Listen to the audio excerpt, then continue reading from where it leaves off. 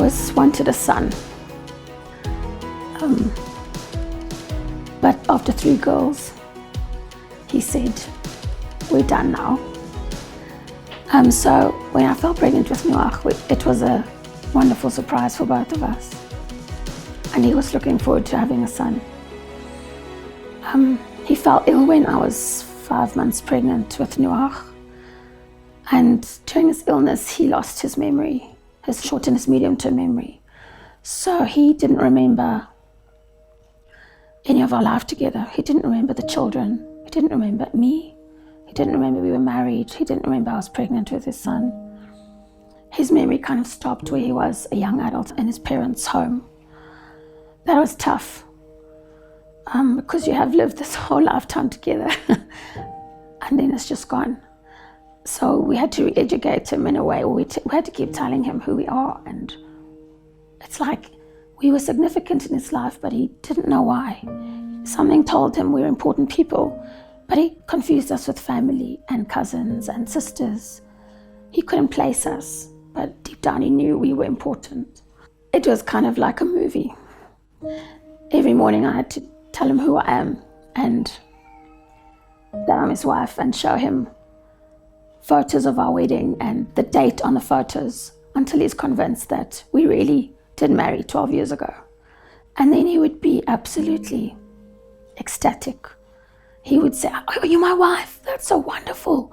Wow, how long have we been married?" Then when I tell him we have children too, he's like, "Wow, how old are they? What are their names?" And then when I tell him I'm pregnant with his son, his first question is it mine? And I say, "Yes, it's yours because I'm your wife." He says, "What is it?" I say, it's a son. He says, "I'm going to have a son. What's his name going to be?" I said, "You have to tell me. You must choose a name." And he would be over the moon. He would run around telling everyone, "I'm a father. I've got 3 children. I'm having a son. This is my wife. It's wonderful." And then he would pray for Nuach. Then he would come and put his hands on my stomach and he would start praying for this little boy. And when he prayed, he sounded 100% normal. What he prayed made sense. It wasn't mumbo jumbo. That's the one place where when he connected with God and with the Spirit, he was healthy. He wasn't confused. He wasn't brain damaged. So I love remembering how he blessed his son even before he was born. And when he was born, he couldn't be with me because he was too traumatized. Andres became traumatized by anything out of the ordinary in his environment at the end of his life, the last few months. So we couldn't risk him being at the hospital. But after Nuach's birth, he came to see me and he came to meet him, and we had to tell him again who I am and who the children are. And this is your son, and you're coming to meet your son, and he's just been born. And it's just a wonderful revelation for him, and he was ecstatic. He prayed for him again. I've got the most beautiful photos of that day. He saw him a few times after that, but he couldn't live with us anymore because he was too ill.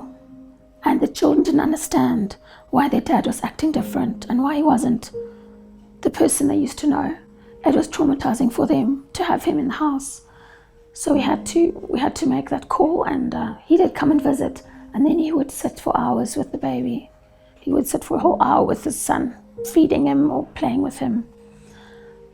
It makes me very happy to see how happy Nuach is, and to see that he's got so much love in his life that he doesn't know he's missing the love of an earthly father. Because to him, his whole world is his family, his mom and his granny and his sisters and the extended family who support us. And he's not missing 1 ounce of his father's love because he doesn't know it's supposed to be there, and he's getting so much other love. He's the ray of sunshine in our lives. He lifts us all up, and he makes us all want to move into the next day, to make the world better for him. I asked God, why do you give me a child now? My husband is ill, and then my husband died. Why have I got a newborn baby and I have to cope with being a recent widow with 3 children and a newborn who doesn't have a father? But I don't ask that anymore.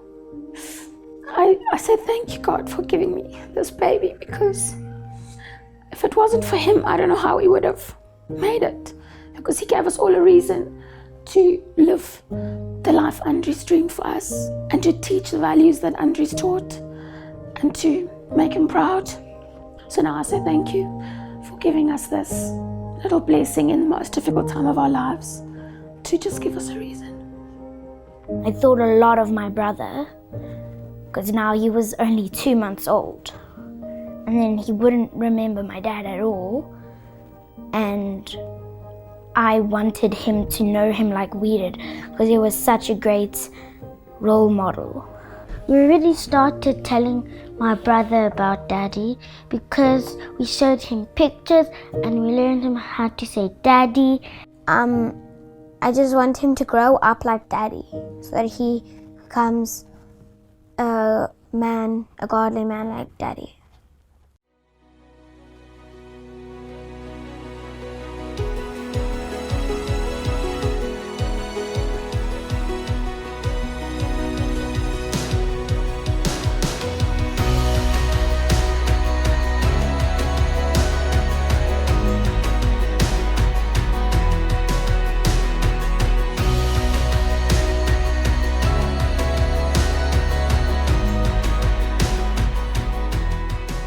I became a rock star about 2 days ago, when I discovered my voice is going.